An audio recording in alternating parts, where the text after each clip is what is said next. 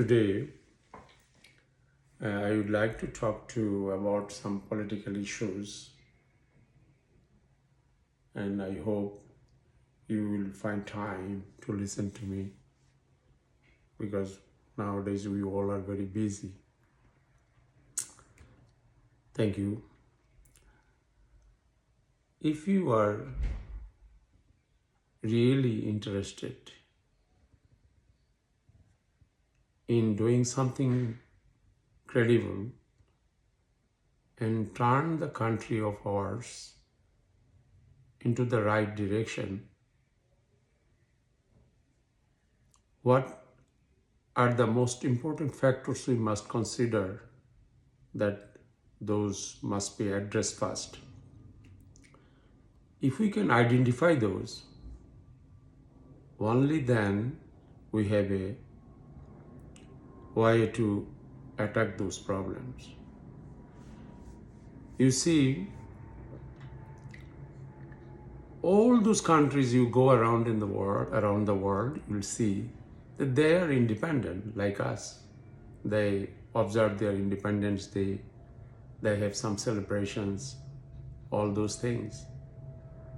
But people in there, they always feel that they are not given the freedom and independence. Somehow they are shackled in their own countries by their own people. Why it is like that? And if we do not know the root of this, and if we do not want to find out for our specific country, then how can you expect one to give you the solutions? It is not going to be feasible or possible for anyone. You have to know the history, you have to know the development process, you have to know the education, you have to know the history of the recent past, not far long ago what happened. That is important also, but immediate history, how the country has been governed, who were in power, and what was their character, integrity, dignity, those things. If you can pile up all those factors in front of you and sit down and finally you identified a good set of variables that you need to attack, then we can help. I can help you, inshallah. So let's say I am talking about only one problem. The problem is, as far as I am studying about our country's problems, I find one problem always coming in front of everything else. The problem is we are independent, but country is not given to our people. The ownership of the country does not belong to the people. You are saying this country is independent and we all have the freedom, but country does not belong to us legally, constitutionally. If the country does not belong to the people, that country literally, one should not say it is independent or people have the freedom. And that is a totally irresponsible statement to make. And under this situation, how you can tell about it and inform people that you, gentlemen, you have fought for this country, you spared a lot of blood for it, but you are not the owner of this country. You are not given the ownership constitutionally or any other way. So how you can be a good citizen, or how you can be build this country professionally with all the requirements that is essential for a country to be developed. For example, you have to have accountability, good management, transparency, and also good governance. Since the country does not belong to you people, how can you bring all those things in your pursuit of building the country.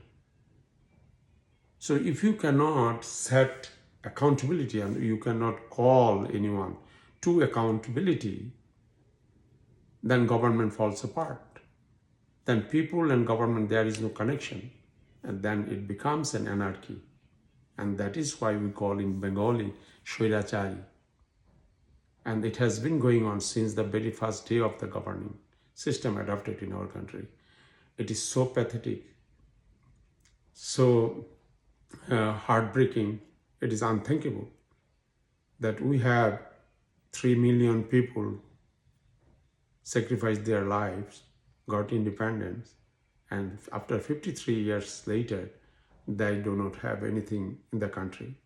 They have no rights. They don't have even citizenships. I don't call them citizen of Bangladesh.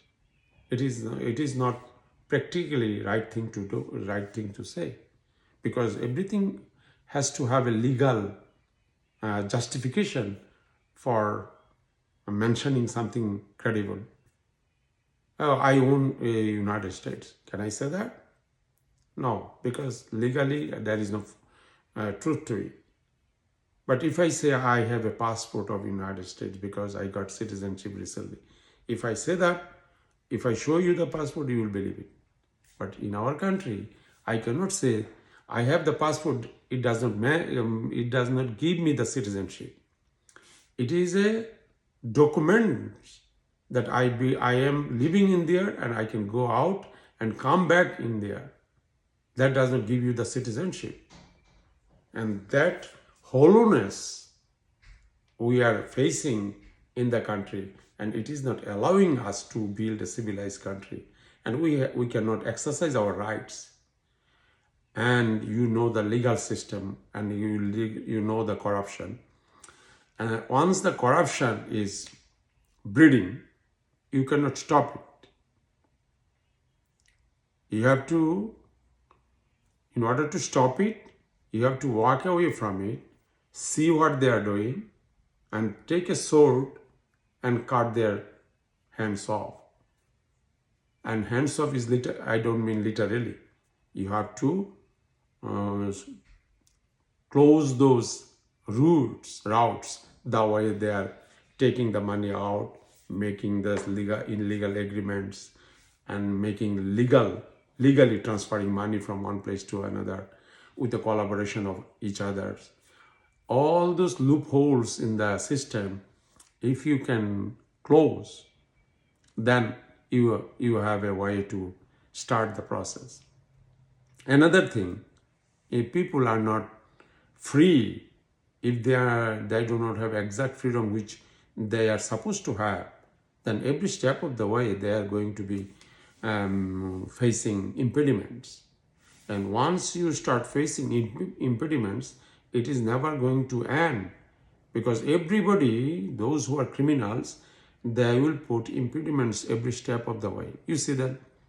And we call it Chandabazi. What is so predominantly available, seen in our country? Why? Because we don't have the right. We are not the citizens of this country. So criminals have the, unfortunately, different kind of organized rights. And we people cannot be organized like them. We are ordinary people. We are civilized people. We want to build a country civilized. We want to lead a life civilized. And those are the things, those options are not given to us. So once we sit down, all the political parties, old and new, if we start asking the old political parties questions, that these are the things were in front of you. How come did not you solve those problems? And if they are established political party, they will not be able to answer, because they bypass those problems in order to justify their all those illegal activities and let that go on for without any kind of law, facing laws. And this is what killing us. So the people ruled us, and they knew ahead of time much clearly that if we keep the system intact, it doesn't matter I come in power 10 years later.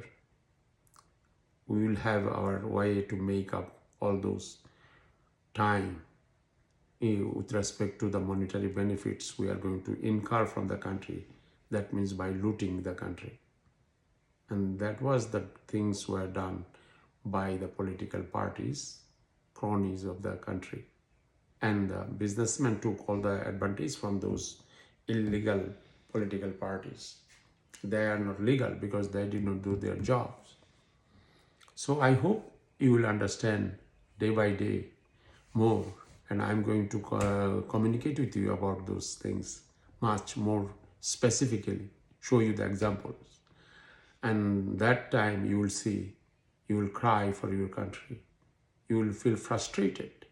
Our education system, our educated people, they are all good people, senseless, counterproductive. What can you do? Because we do not raise our children, we do not produce our human resources, the training, the education, the things we should instill in them, we did not do that. So some of them come out as good students, and due to family background, they are good, very good people. But once you get into their jobs, they become criminals to the country. Their activities are amounts to anti-state activities, subversive to the state. So as a result, whatever we are doing, it is not benefiting the country. It is sitting on our chest, and some people are walking on our chest. Our hard-earned money they are stealing, but we have to continuously work in order to survive, like the rickshaw pullers, day laborers. You see how hard they work. I can take a pen and release them from all kind of inhuman works, and they will be making money, and they will have a very good life. 2 children, husband and wife. They will have tremendously nice life. Hardworking does not make people bad. Hardworking makes people strong. But when their money is funneled out, siphoned away, then that hurts. And if I tell them, they will come after those people, try to kill them. And then at that time we have to guide them, tell them that this is not the right approach. Because you see, we killed our Bangabandhu, we killed Sheikh Ziaur Rahman, we killed in the middle lot of people. We killed one of the greatest person in our country, in our time. Maybe in next 100 years, one man will not come like him, Tajuddin Ahmed. Then you think Sayyid Nazrul Islam, Khandakar Mansur Ali, Mr. Kamar Jaman, 4 leaders. We let them kill them. We allowed them, right? Somehow we are complicit to that. So think about your country and think about Bangladesh deeply. I hope this time we have to sort these problems out. Otherwise, we will be in deep crisis. We might lose our country. That is the thing you should be concerned about the most. Thank you.